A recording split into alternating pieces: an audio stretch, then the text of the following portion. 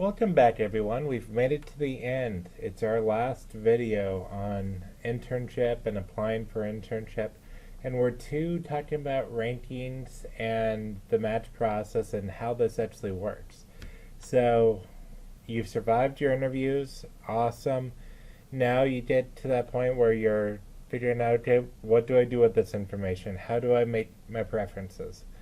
And I think the first thing that's really important to understand is how the match process actually works. And APPIC actually, or I guess it's actually National Matching Service, put out a really helpful video in this regard. So I'm going to do a little video within a video thing and show you their video, and then we'll talk about what it means for you. Let's run a match to see how our matching algorithm places applicants into positions. For this match, there are 3 programs with their rank order lists shown above, and 3 applicants with their rank order lists shown below. The algorithm starts with Abel and tries to place him into his first choice, Program B. Since Program B has ranked Abel and has a position available, Abel is tentatively matched to Program B. Next, the algorithm tries to place Baker into his first choice, Program A. Since Program A has ranked Baker and has a position available, Baker is tentatively matched to Program A. We say that the matches are tentative because an applicant who is matched to a program at one point in the process may later be removed from the program to make room for a different applicant that is more preferred. Let's see how that works. The algorithm tries to place Charles into his first choice, Program B. Program B only has one position and it is currently filled by Abel. However, the algorithm sees that Program B prefers Charles over Abel. So the algorithm removes Abel from the position and Charles is tentatively matched into Program B. Since Abel has just been removed from a tentative match, the algorithm tries to rematch Abel. Abel's first choice is Program B, but that position is filled by Charles, who is more preferred than Abel, so Abel will not match to Program B.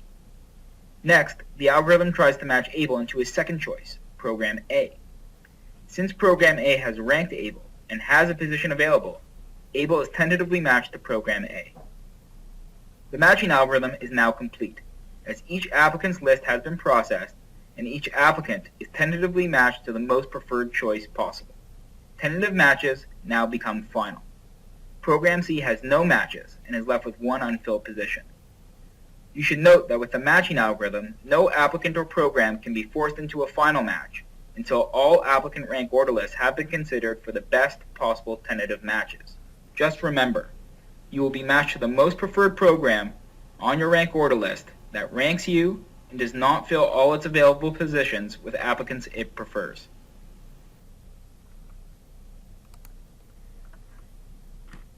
Alright, so as you can see, there are other videos on this, and hopefully you're able to hear that well enough. If not, it's on YouTube and pretty easy to find.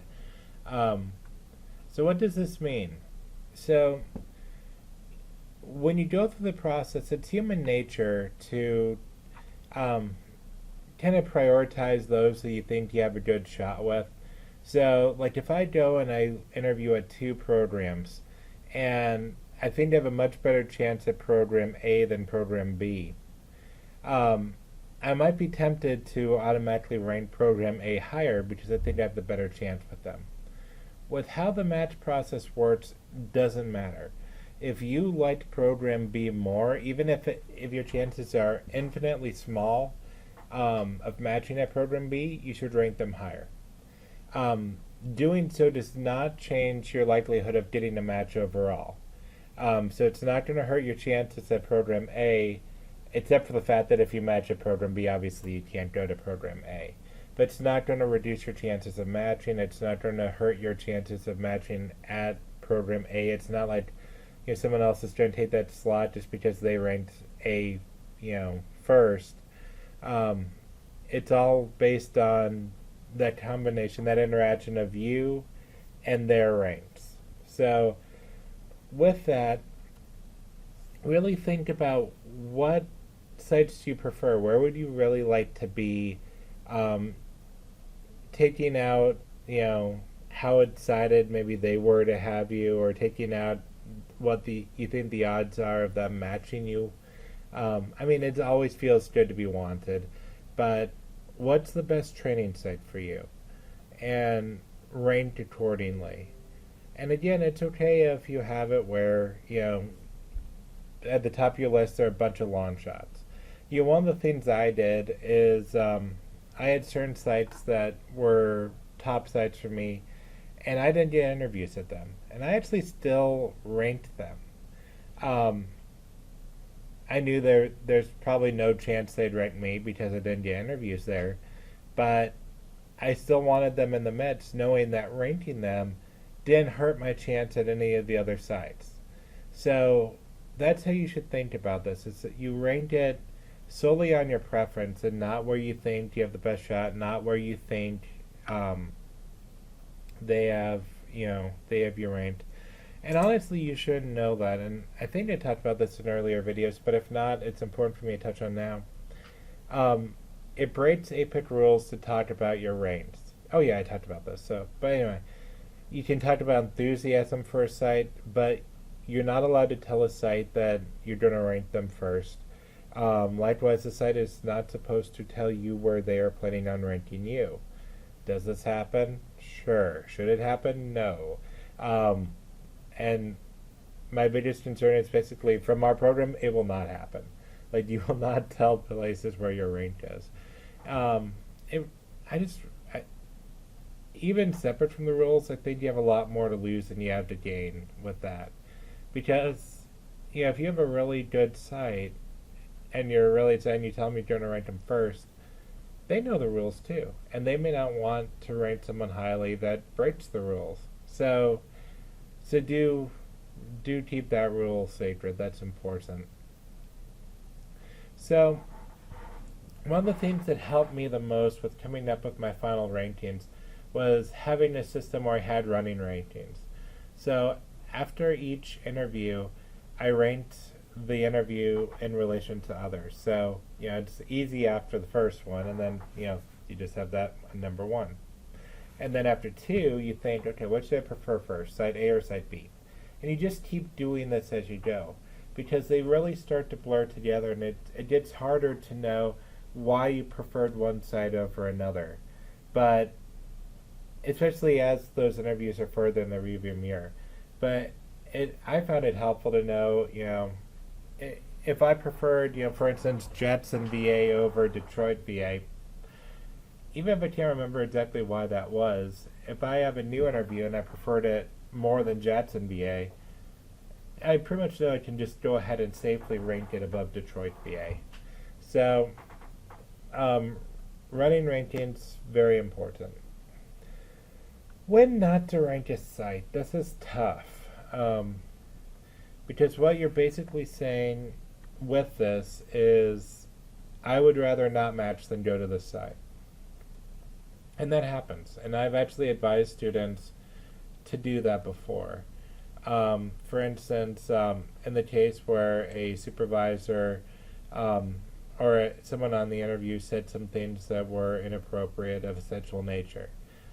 Student didn't feel comfortable ranking that site. I totally agreed. Not a problem. It may just not be a good fit. You may get there and realize that the training wasn't what you had hoped. The fit wasn't what you had hoped. One example for me that I did end up ranking, but I really nearly didn't, was a site where the interns were extremely overworked. There were really high quotas for clinical productivity, and you could just tell the interns were miserable, and I just didn't really want to be there. I ended up ranking them because it's an AP accredited site, and I thought, would I rather sit out a year, or would I rather go to this site and just set it up for a year, knowing it's an accredited site? And so I did that, and I ranked it. But that's the question you have to ask yourself: is would you rather sit out a year than go to a certain site? And sometimes the answer is yes, and really should be yes. But it doesn't come up much. When it does come up, talk to me, talk to your mentors.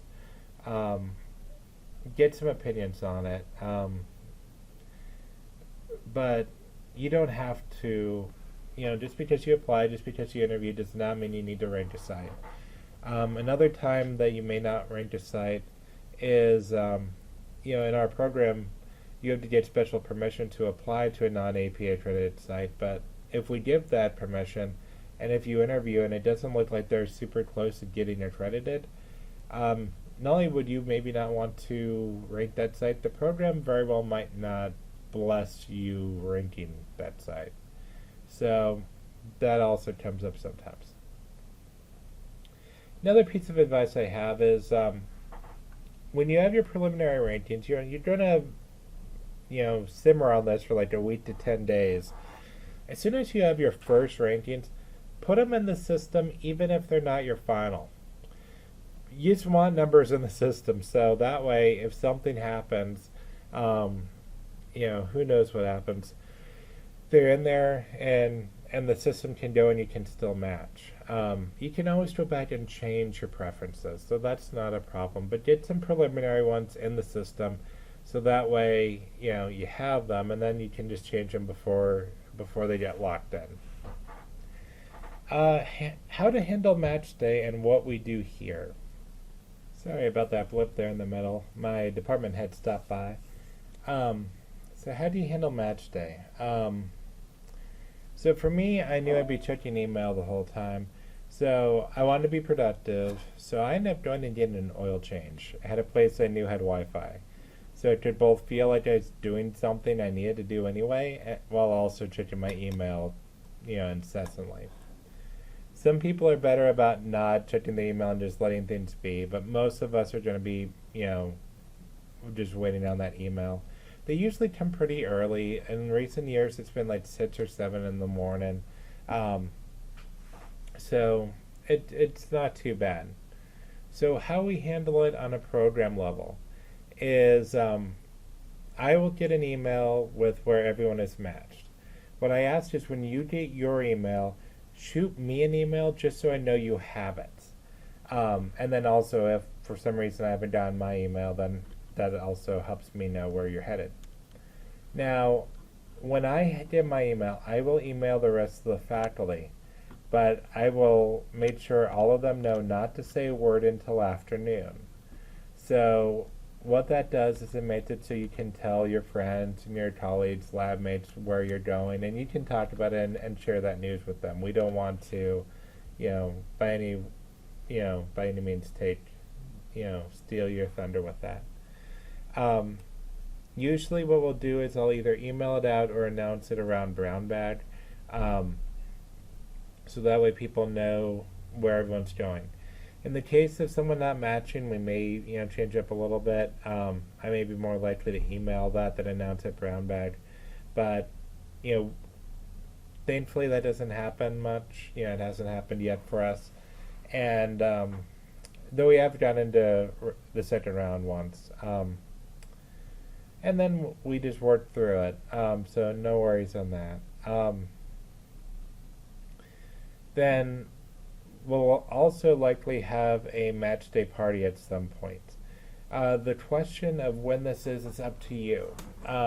My program in grad school had it on the actual match day, and that was just the tradition, and we all were very good with that. Here, people have been more resistant on that, in part because of the fear of what happens if someone doesn't match. So we've usually done it later. But again, this is kind of up to you. And the party's actually planned by the third year, so the year before you. So let the third years know what it is you want to do, and we'll work to make it happen. So I think that's pretty much the long and the short of it. Let me know if you have questions. Get a lot of feedback on your range. Run it past your advisor. Certainly, before you rank any non-accredited programs, you need to talk to me because it needs to go through CTC. And I think that's about it. So just let me know if you have questions.